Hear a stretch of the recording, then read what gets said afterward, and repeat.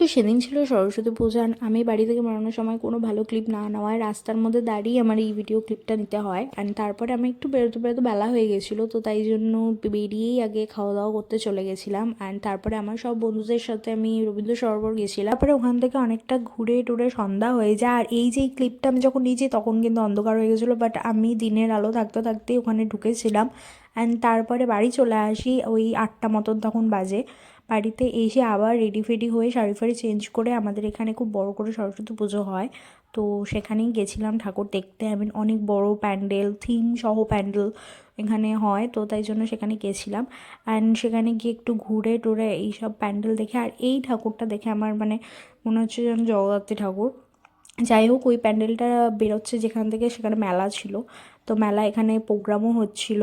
ওটা দেখে ফেকে আমি তারপরে অনেকটাই রাত হয়ে গেছিলো, প্রায় 10টা মতো 11টা মতন বেজে গেছিলো। তারপরে আমি বাড়ি চলে আসি, রাস্তা পুরো ফাঁকা হয়ে গেছিলো। তো ভিডিওটা এই অবধি, ভালো লাগলে লাইক কমেন্ট করে দাও, টাটা।